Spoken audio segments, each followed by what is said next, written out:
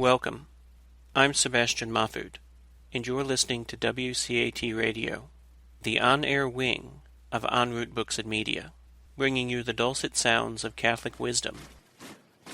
Welcome to The Open Door. Jim Hanink here with co-host Mario Ramos-Reyes. Our guest today is good friend Christopher Zehnder, author, educator, and convert. Today we'll be discussing John Henry Newman, canonized earlier this week. First, though, let's pray. Come, Holy Spirit, fill the hearts of your faithful and kindle in them the fire of your love. Send forth your Spirit, and they shall be created, and you will renew the face of the earth. Lord, by the light of the Holy Spirit, you have taught the hearts of your faithful. In the same Spirit, help us to relish what is right and always rejoice in your consolation. We ask this through Christ our Lord. Amen. Amen. Just a note, a background note. Once upon a time, when I first started with what was the original En Route Books and Media crew, well, what we were doing with Rhonda Chervin and Richard Garrity was a fairly long series on Cardinal Newman. And I have before me now, and this was published shortly after Richard died, Richard Garrity's A Companion to Reading Newman's Grammar of Assent. And we'll be dipping into Grammar of Assent with a little bit of luck later in the hour. But I wanted to mention Richard Garrity, who was for decades devoted to Newman's scholarship, and Newman's thinking very much animated Richard's work in evangelizing. Richard, towards the end of his life, was teaching at the seminary connected with EWTN, and there are plenty of videos available of Richard doing his teaching in connection with EWTN. And when I think of Grammar of Assent, the book that Richard was so taken by, I'm reminded of a little passage that I ran across, maybe 6 weeks ago. And this is from someone who's very definitely not a Catholic, Alfred North Whitehead, major philosopher of the last century, wrote a number of books. One of them is called Adventures of Ideas. Adventures of Ideas. And well into the book, actually almost at the end, after discussing the development not of doctrine, but the development of civilization, if gentle auditors, you can bear with me, we have this paragraph from Alfred North Whitehead, Adventures of Ideas. The concept of civilization as developed up to this stage remains inherently incomplete. No logical argument can cover the gap. Such arguments, in any case, are merely subsidiary helps for the conscious realization of metaphysical intuitions. And now comes some Latin, and it's Latin that was used by Cardinal Newman on the very first non-numbered page of Grammar of Assent. Non in dialectica complacuit Deo salvum facere populum suum. And my translation is, It was not in dialectic that the Lord was pleased to save his people. I suppose we could be a little freer and say it was not in argument that the Lord was pleased to save his people. And then, what does Whitehead say? He says, this saying, quoted by Cardinal Newman, should be the motto of every metaphysician. He, the metaphysician that is seeking amid the dim recesses of his ape-like consciousness. That doesn't sound very complimentary. The metaphysician is seeking amid the dim recesses of his ape-like consciousness and beyond the reach of dictionary language for the premises implicit in all reasoning. The speculative methods of metaphysics are dangerous, easily perverted. But so is all adventure, and adventure belongs to the essence of civilization. I don't suppose that Whitehead would complain too much if we said, but adventure belongs to the essence of human flourishing. We're going to look at three different very recent publications. Actually, the first one is a republication from Cardinal Newman. And we're going to highlight a few select passages, and we'll be doing some reflection on each passage. And who knows, in our ape-like consciousness, we might even turn to metaphysics. Now, the first item that we're going to look at is very definitely a republication, and it's a republication from an early work of Newman. And what's the work? It's his essay on the development of doctrine. And when Newman finished this study, he decided to come into full communion with the Catholic Church. Now, focus tonight, and I think it's timely. Newman says something about the church and corruption. And he says this, in the reprint I'm looking at, it's down towards the bottom of the first page. Newman says this: when a system really is corrupt, powerful agents, when applied to it, do but develop that corruption and bring it the more speedily to an end. They stimulate it preternaturally. It puts forth its strength and dies in some memorable act. So I take Newman to be saying, if we're looking at a system, surely a system that's found theological expression, when that system is bad through and through, it dies. At least it dies if it's given a good shove by, what could we say, the main players of the zeitgeist.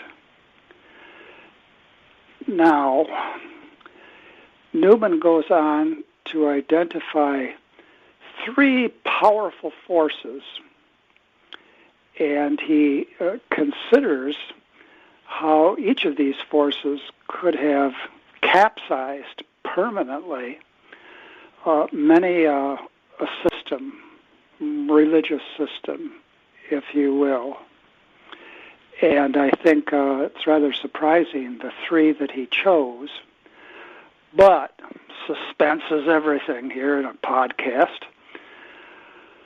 What about corruption in the church today? What kind of a test, how deep of a test is it posing for us? And what are our hopes in terms of not being capsized? And to what extent are these agents of corruption external, and to what extent are they internal? Now, co-host Mario Ramos-Reyes has spoken about Newman in Spanish, and he tells me that Newman gives him a test of his English.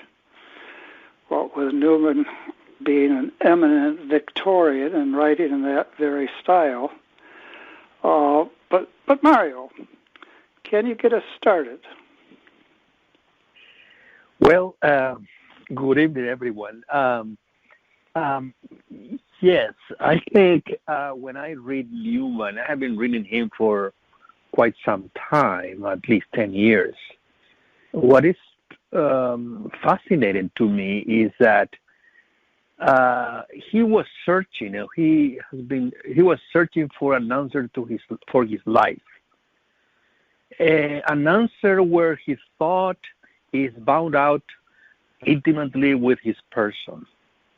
In other words, he is somehow reluctant to abstract thought, theoretical knowledge, and he is pretty much existential in his search.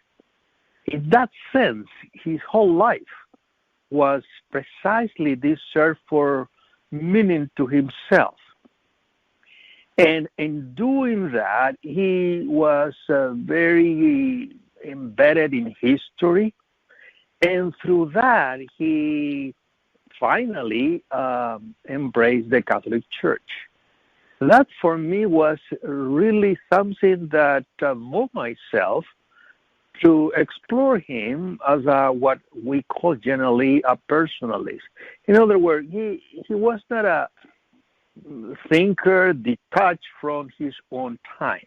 Now, having said that, I think for us today, Newman is someone, or Cardinal Newman, and is someone who provokes us in thinking our own time. In other words, if we do philosophy, so to speak, if we do political theory, so to speak, it's not enough to outline the principles, outline the theory to which we can somehow illuminate certain reality, rather than to make an assessment, a judgment of what is happening today. What is happening not only outside the church, but inside the church.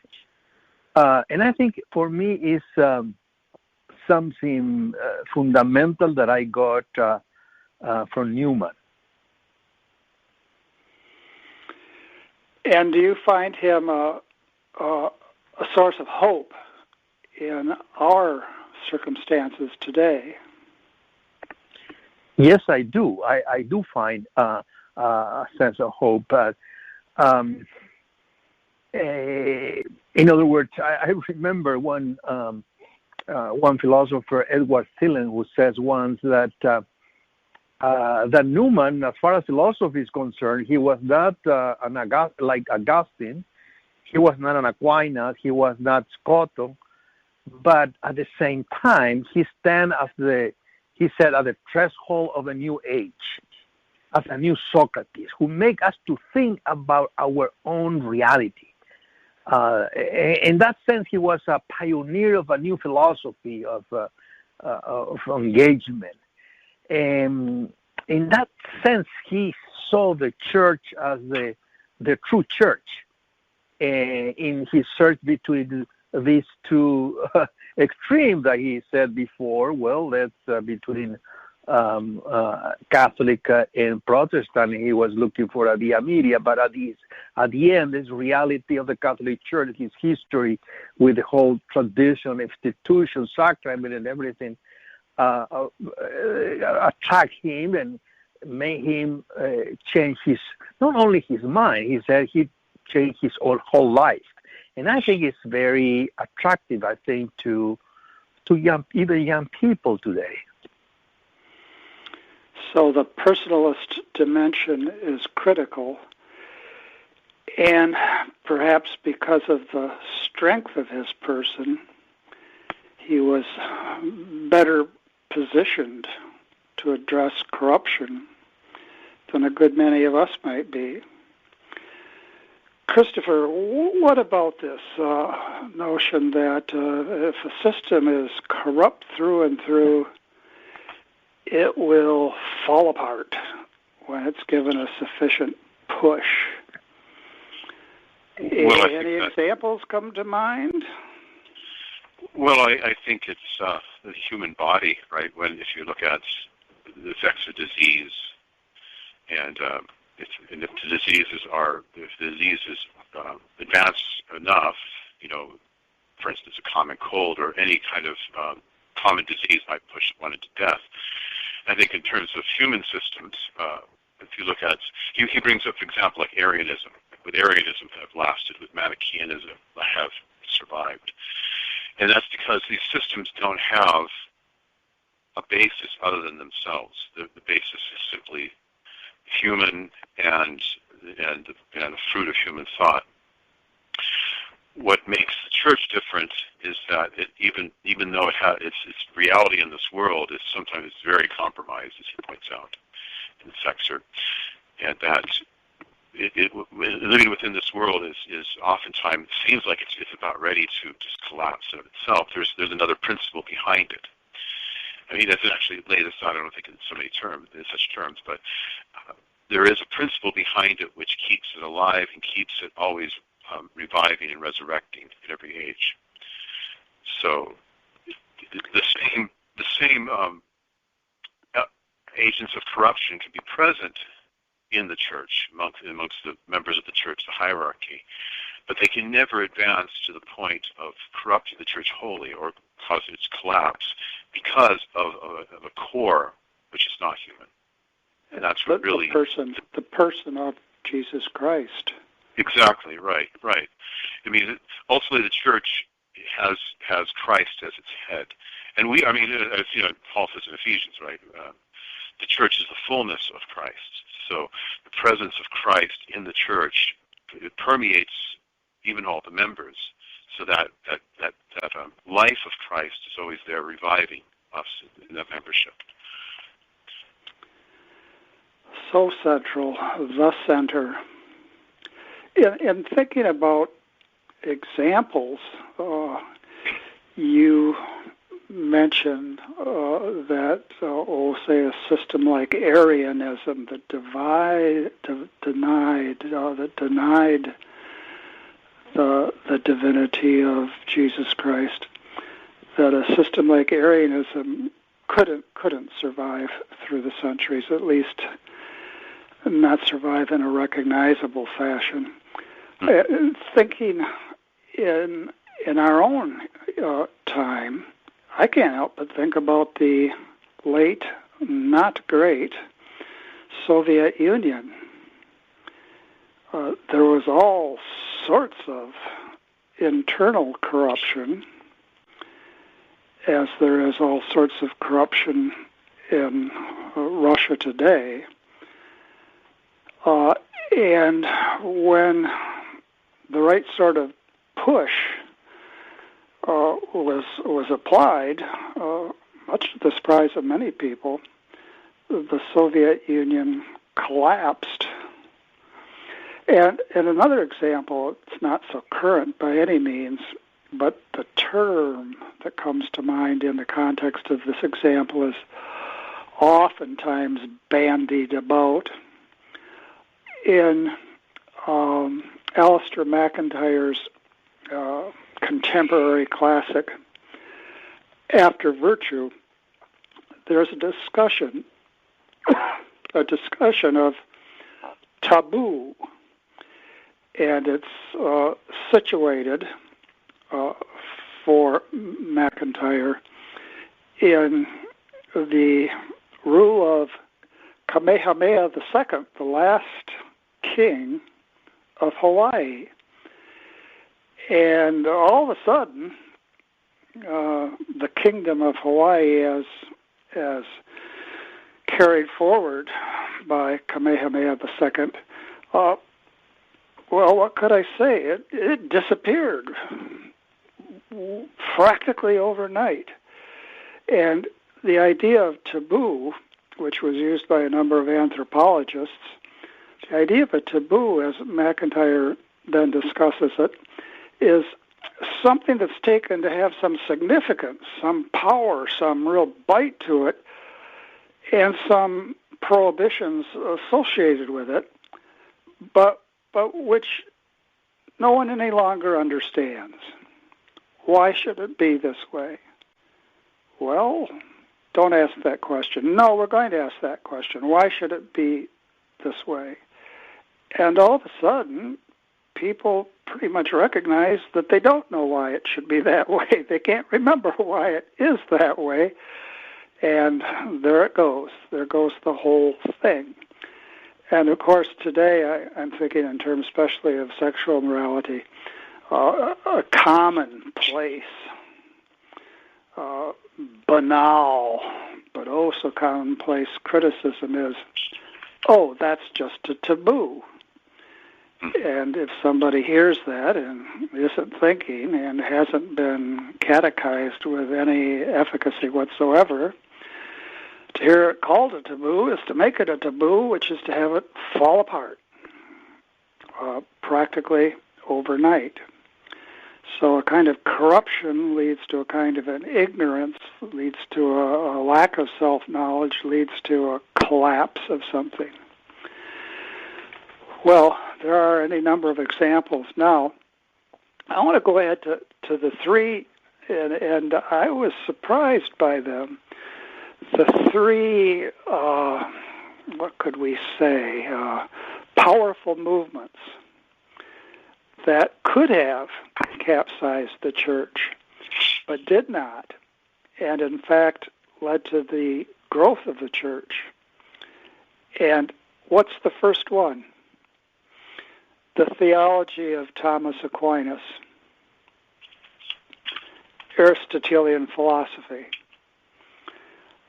Now, there have been in the history of Christianity any number of critics of Aristotelian thought, including Stephen Tempier, the Archbishop of Paris, when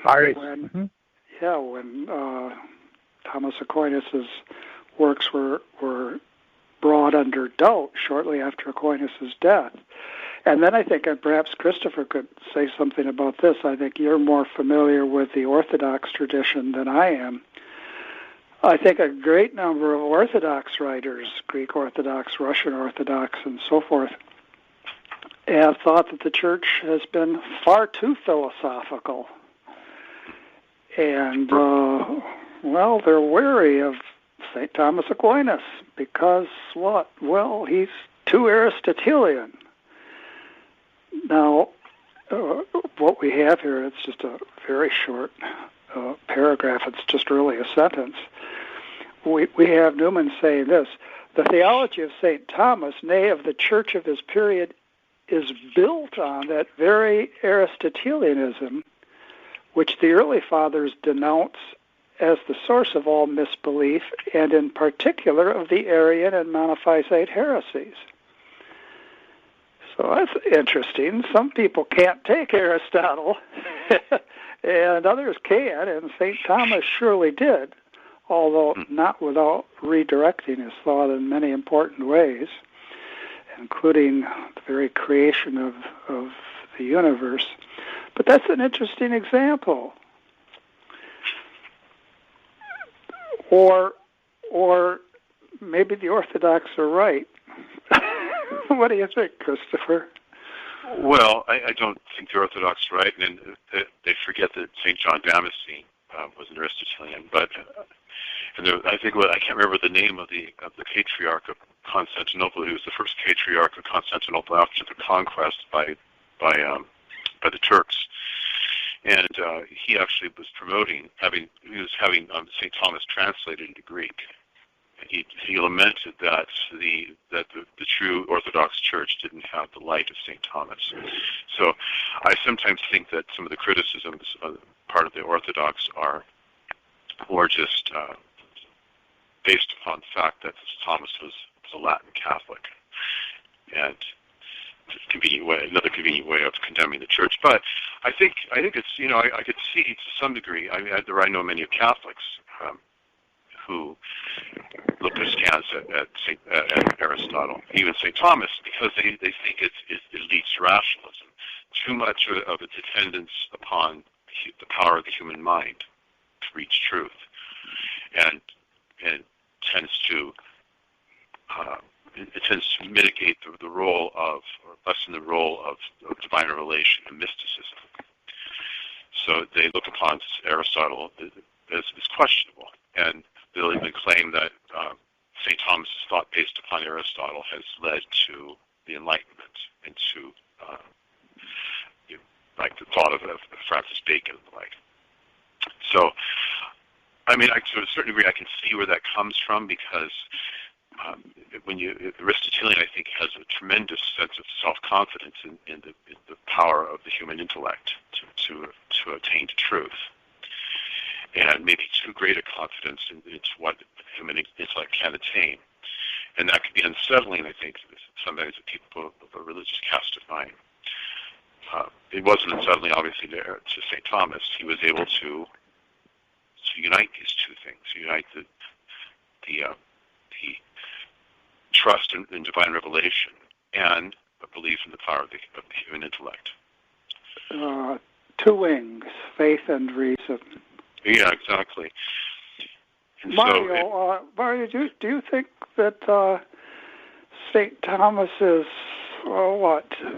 too readily received, or that philosophy in the church has caused a number of problems, as well as a certain amount of coherence? Well, I have in mind always an observation by Karol Wojtyła, John Paul II, St. John Paul II, before he was Pope. And he said something that the main point of his view was personalism, was human subjectivity, and he called that self-consciousness. And by that he meant, I think, what human being experience in his own act and his inner life, inner happenings. And then he goes and said something which is very interesting. If that is personalism, like he described, or he defined some ways, that is internal. For St. Thomas, he said, the person is also obviously a subject, like he is describing. And a particular subject, he said. But at the same time, he observed that there is no place in Aquinas for much of this development of consciousness because of his objectivist vision of reality. And so when I heard this and when I read this many years ago, and many of my professors were somehow echoing this, the reception of Aquinas within a Catholic university was quite suspicious to say the least. In other words, Aquinas was seen as an objectivist, an Aristotelian who proposed a set of principles, a set of view of reality, a set of concepts by which we can somehow make reality intelligible, but at the same time he was divorced or detached from history. He didn't have a sense of historicity. And since the Christian faith is fundamentally incarnated, he may not be the philosopher in whom we want to follow unless we give him a read from a personalist perspective and integrate into modernity. That was, I think, the view that I was exposed beginning my journey studying philosophy. And I think somehow when you read the long article of Cardinal Mueller when he referred to history, which is it seems to me that's the issue today, where people may go and interpret certain truth according to the spirit of the time or according to what they see what's happening in the world. It seems that this relationship between what is theoretically, what is practical, and how we understand history or historicity of the human person, I think is central. And for that, I think Newman gives us a lot of insight. And we do have a very recognizable movement today called Thomistic personalism. And so there really has been that development of Thomistic, Aristotelian Thomistic thought. Well, let me go to the second example that Newman offers us, a second example of a powerful force which can capsize a system easily enough, and which could do damage to a person easily enough. But in fact, the church has embraced and to its own increasing richness, and also not only has the church embraced it, but the church has given those who practice this a richer context for the practice of it. Now, what am I referring to? He says, this is Newman, second example, the exercises of asceticism, which are so graceful in St. Anthony, so touching in St. Basil, and so awful in St. Germanus, do but become a melancholy and gloomy superstition even in the most pious persons who are cut off from Catholic communion. So is there a problem with asceticism? Newman says there is most certainly a problem with asceticism, and it can't be something that's divorced from the communion. It can't be something divorced from the church without a very real risk of turning into something melancholy and gloomy and superstitious. Now, I think people who are cradle Catholics and whose cradle extended through grade school are likely, if given a few minutes to think back, think about saints who lived for decades on top of pillars all by themselves. Here's this pillar, right? And there's a space at the top of it. I'd like to know just how big that space was. And there's a hermit. Isn't this somehow destructive of the person? Well, Christopher, you mentioned, I think, something of the ascetic tradition in Eastern Catholicism. Any thoughts on asceticism gone wrong and what's necessary for it to go right? Well, I think asceticism, the dangers arising from it.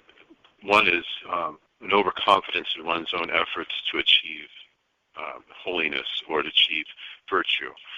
So it's very easy to think that I've achieved some kind of a level of holiness or pleasingness to God because of my ascetical practices. I think that's one. So what we might call the almost like when St. Paul condemns in the notion of keeping the Jewish law, doing these rituals that you're able to please God, or this is something ritualism after the Catholic Church has done that way. You had the people who think that they're pleasing God simply because they follow the rituals of the Catholic Church without a deeper conversion. I think a second thing he makes reference in the previous chapter. I think it's parallel here to monachism, the life of the monks. If you look at especially the early history of monasticism in the East, in the Thebaid in Egypt, you had men going off and living by themselves alone, doing ascetical practices, praying, and the like. But they were isolated off alone, and oftentimes they didn't receive the sacraments even for a very long period of time. Ultimately, what happened is when the church actually got control of it, it encouraged the more cenobitical, monastery-like sort of structures where men lived in common. So you kind of monasticism and coupled with asceticism, I think, can draw people too much into themselves and isolate them from others. And what is lost is the communal aspect of the church and the necessity of living with others and having fellowship with others and receiving the sacraments from others. The necessity of that's lost.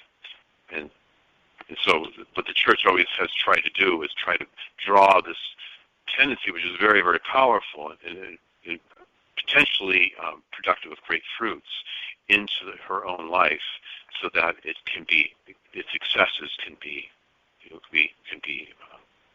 eradicated, and it can be brought into proper relationship with the church and with the nature of man. Yesterday we had the feast of St. Teresa of Jesus, St. Teresa of Avila, one of the great Spanish saints, and indeed a doctor of the church. But she spent some time in jail, where probably more of us should have spent some time. And I guess there was a struggle there, in part, about the role of asceticism in religious life. I wonder, Mario, given your background, if you don't have some sense of asceticism in Hispanic Catholicism and some perhaps cautionary tales even. Well, I think the topic is dense and it's very delicate, because in the Catholic tradition there has been strong current of thought within spiritual theology about what we may call moralism. In other words, understand the spiritual life from what we may call a perspective of morality. If that is the case, then the path toward holiness is shaped by following certain rules.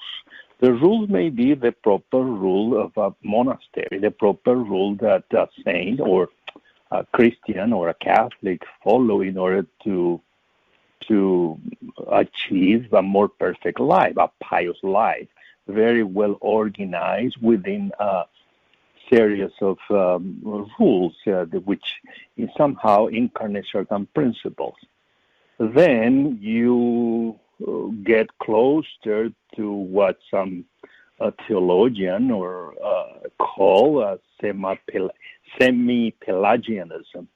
In other words, very hard to distinguish there where is the disposition of the faithful and where is his acceptance of grace. If that is the case, the insistence in this way path to holiness, if you will, is on the pure spirit and spiritual life, and so that the body is look at something quite negative. So that type of spiritual path sometimes is very burdensome, if you will, is very gloomy. And that tradition has been part of the Hispanic history quite very, very often, in many congregations, some congregations. So, and I think in that sense, and you can see from the 1500s, 1600s, Thomas de Kempis' Imitation of Christ has something of that type of spirituality. So the question is whether that is a spirituality which helps that the growth of the human person, or just one aspect of it. So it seems that underneath that is not quite a grasp of what a human person is. It's interesting because John Paul II touched a little bit, not this, but something related to what we are saying when he talked about the theology of the body. And he talked about the extreme between a certain type of Puritanism, which rejects the pleasure of the human body, and the other extreme, the hedonism, is everything is pleasure. But ultimately, that the issue there is that there is no clear grasp of what a human person is. And I think, going back to your question, the trend about asceticism, an exaggerated care about the spirit, and not very careful about how the body integrates, how a person who knows, who loves, who lives, who experiences his embodiment, also count in his search for holiness, is part of this search. Now, that, I think, is part of the human condition, and we are on a journey, and I think many of these the ideas about the path of holiness has come according to certain influences, philosophical influences, and so that explains this phenomenon, this theological phenomenon, if I can use that term. We are a church, isn't this so? A church of both fasts and feasts. And we were encouraged to run the race so as to win, but John Paul II used this phrase, I think, very, very rightly. It's a reminder we're not called to be spiritual athletes. Spiritual athleticism isn't an ideal because it overlooks really the profound centrality of grace. Jim, yes. Just something that came to my mind regarding these. You mentioned athletes, spiritual athletes. Just take a look, or you can think about these two metaphors. Either the church is a gym or the church is a hospital. It is a gym. We care, but who you need to exercise in such a way that you are the one who are putting all the effort. And it seems there is no much openness to grace. It's more a semi-Pelagian view of the church, if you will.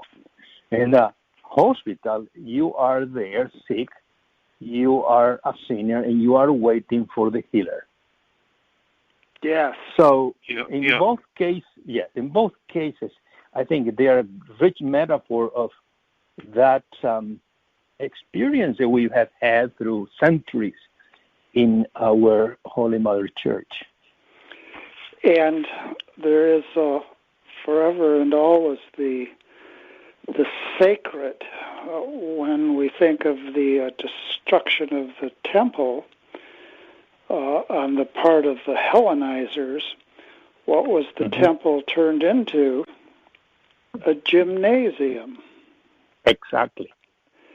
Yeah, I guess I'm not sure what's being said here, but I'm a little uncomfortable with the language of this semi-Pelagianism in regard to asceticism, because granted that the church is a hospital, and granted that everything we do is by grace, yet we are called upon to actively perfect ourselves. We are called upon to discipline ourselves. St. Paul talks about that. I put my body into subjection. Yeah. Our Lord talks about fasting. When the bridegroom is gone, then they will fast. And the whole tradition of the church is, it's a very, very hard balance, because it's very hard for any of us to keep the thin line between presumption, perhaps, and too much reliance upon ourselves. But we are called upon, even St. Augustine, who was, of course, a great proponent of God's, the centrality of God's grace, said we have to act as if it all depended upon us. So the sense of self-discipline, the sense of the fact that we have a discipline of prayer, for instance, every day we follow a certain discipline of prayer, helps us. It helps to habituate our lower man, and even habituate our minds and our wills to a certain mode of acting, which actually helps us, helps the Spirit, helps grace to flow into us. Because ultimately, the life of grace is built upon the life of nature, and the more we perfect our natural man, the more easily grace is actually able to work with us. So I don't see that there's any conflict. Even I don't think there's a conflict necessarily between a gym and a hospital. I imagine if you had good hospitals, you would have places where people are doing physical therapy. And in good hospitals, you have had to undergo painful surgeries sometimes and drink nasty medicines. And all of that is part and parcel of the fullness of the spiritual life. Yes. Always the search for balance, and there's an irony today. I think we're very much aware of it. The only part of Lent that many people, most people celebrate is Mardi Gras. Yeah. By far and away, the most observed part of Lent is Mardi Gras. Well, perhaps we could shift, and once again, I'm the clock watcher here, and we'll probably have to have a whole another hour to do half of what we thought we might just conceivably do in this podcast. But the second reading that we've been thinking about is by Cardinal Mueller, former head of the CDF. And the title of this article is John Henry Newman, An Ecumenical Conversion. And very close on to the beginning of his discussion, he talks about the terrible problem that Newman faced in coming to recognize that his own church, the Anglican Communion, had become de facto a state church. And there's a comment that Cardinal Mueller makes about the people at the time that Newman was writing and doing the wonderful things he did. Many lived and cultivated the prejudices of the anti-scientific, reactionary Catholic Church and saw in Roman universalism the nemesis of the ideal of the nation state with its imperial colonial goals. In this context, one could suffer the church only as a national English church, and the Anglican bishops put themselves in service of a dilated national Christianity. It's interesting that one of the very first tracts of the Oxford movement, if not the first, was titled National Apostasy. and it had to do with the dissolution of episcopal sees of the Anglican Church simply because the government didn't want to have them anymore.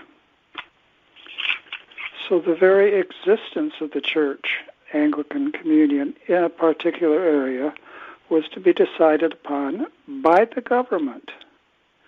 And Newman called this a national apostasy. Now, here once more is the language that Cardinal Mueller leaves us with. Many lived and cultivated the prejudices of the anti-scientific reactionary Catholic Church and saw in Roman universalism the nemesis of the ideal of the nation-state with its imperial colonial goals. In this context, one could suffer the church only as a national English church, and the Anglican bishops put themselves in the service of a dilated national Christianity. Now, I think if we pause for a minute or so, if it takes that long, we will be thinking our own context, the Sinicization of the Catholic Church in China, and what does Uncle Xi, the head of the Chinese state, say? The Catholic Church cannot hold forth a universalism that takes priority over the Chinese state. And he says it that bluntly. And of course, he doesn't say that with regard simply to the Catholic Church. He says that, I shouldn't say simply with regard to the Catholic Church. He doesn't say that uniquely with regard to the Catholic Church, but he says that of any serious faith.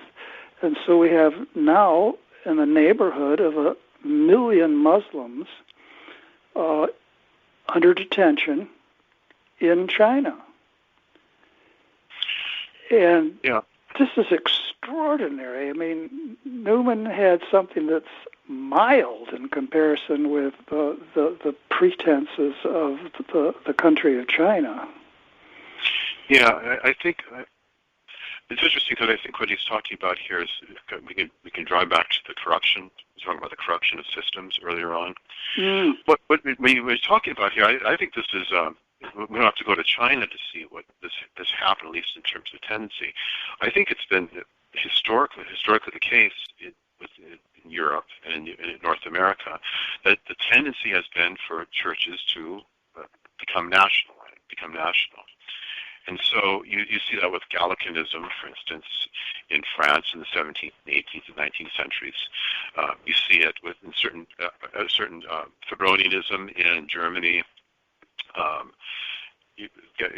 Jansenism had this tendency, and I dare say I think we can in our own time we can look at the United States. You have one group in the American Church who wants an American Catholic Church, and then we have another group which says they don't want an American Catholic Church, but they certainly want the Catholic Church to be subservient to the interests of American capitalism. So what happens is that it would left to themselves, these churches, these local Catholic churches, would simply exist at the service of their national life. And the only thing that keeps that corruption from happening is that precisely that universalism that the Catholic Church has. It's always drawing them back into that, even though oftentimes imperfectly. So I think if we look at our actual context, we don't have to go to China. We can see it in operation here, and perhaps in a more dangerous manner because it's more subtle. There are other comparisons too. I think of the church in Mexico, persecuted by the state, giving rise to Los Cristeros, and the church there not compromising. And then I think of the church in Spain under Franco, and it's so murky that even after decades and decades, it's hard to see things clearly. Mm-hmm. But it seems that in many respects, leadership in the church was all too willing to embrace Franco, even if that meant the subservience of the church. I can't, when I think about this, help but remember a passage in an essay, and I wish I could remember the particular essay, of the social philosopher Isaiah Berlin. And Berlin wrote about the whole development of Marxism, starting with the utopian socialists and so forth. And I think this is an essay called Against the Current.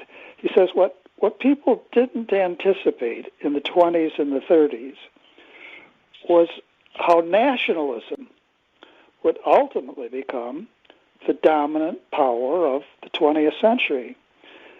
There were competing ideologies, and intellectuals were forever arguing in favor of this ideology and against that ideology. And what they didn't realize was that the most powerful ideology was old-fashioned nationalism. And I think we see a resurgence of that today. But as Christopher says, if we look around in the history of the church has oftentimes opposed nationalism. There was supposedly a treaty in the 1600s that brought to an end the religious wars, the Treaty of Westphalia. Major treaty. It was opposed by the church on the grounds that it undercut the universalism of the Christian church. And it's at that point that we have this phrase, cuius regio eius religio. Religious. Yes, whosever country it is, that's the religion it's going to be, which is so wholly antithetical to Christianity. Right. Yeah. So it's a permanent temptation. Our yes, sins are hardly original. Right. Except for the first.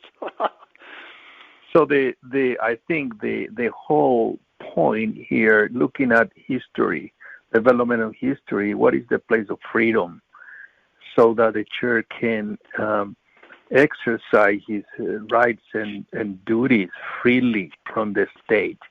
And that is a very hard, difficult balance very often. And I think the question that raised this, and when you read the history of the Spanish America, where the old Christendom was in charge, the system where the old Christendom, where the state was officially Catholic, and that was very difficult way of relating the two, let's say, to a sphere. And as you mentioned, that happened very clearly in Mexico, in Spain. So when you look at the consequence of all this relationship, you see that one of the most secularist countries today in contemporary Europe is Spain. And also Mexico has the elite in Mexico, at least the governing elite, has been since the 19th century, has been completely anti-clerical. So the question is to what extent really the protection, so to speak, of the relationship between the state and the church has been beneficial to the church. That's an open question. And I just wanted to mention one very interesting book that came out, I think, a couple of years, and I just finished reading The Lost Christianity by Professor Jenkins from, I think, University of Texas. Which is the story of Christianity in the East, what is today Turkey and all this region, how this Christianity disappeared, and what the reason that disappeared, and what was the relationship between those churches and political system there. And I think that's a question that is legitimate to keep asking ourselves. And we see now, we are witnessing the issue in in China, and we are somehow witnessing the United States. To what extent we can trust, or we can somehow give our vote to a political system just for the exchange of certain good that we can get from the system. So I think that's something that we need to ask ourselves. We certainly do, and we have to come to a close, but just one more historical antecedent here. Once upon a time, Catholics in England were going to have freedom in the colony of Maryland. And so they did, but only for a few years. The colony of Maryland, which was largely established to give Catholics a space in which they could, a political space in which they could practice their faith, reverted to control by the Church of England. And so, as they say in other contexts, freedom is a wonderful thing if you can keep it. Well, gentlemen, we're at the end of our time, and we did fall short of discussing even a half of what I'd hoped that we would consider. So I'm hoping that next week we can continue this. And we're not forgetting the American Solidarity Party, but if the American Solidarity Party is to be a distinctive party, it's going to have to say some things about the relationship between Christian belief and practice and the contemporary nation state. And so all of this is something that connects with our ongoing work with the American Solidarity Party. Let me end, as so often we do, with the gospel from today's liturgy. This is from the Gospel of Luke, chapter 11, verses 42 to 46. The Lord said, "Woe to you, Pharisees! You pay tithes of mint and of rue and of every garden herb, but you pay no attention to judgment and to love for God. These you should have done without overlooking the others. Woe to you, Pharisees! You love the seat of honor in synagogues and greetings in marketplaces. Woe to you! You are like unseen graves over which people unknowingly walk." Then one of the scholars of the law said to him in reply, "Teacher, by saying this, you are insulting us too." And he said, "Woe also to you, scholars of the law! You impose on people burdens hard to carry, but you yourselves do not lift one finger to touch them." The Gospel of the Lord. Come, Lord Jesus, come. We hope you enjoyed the program and will join us back for another show on WCAT Radio. This is Sebastian Mahfood. Good day.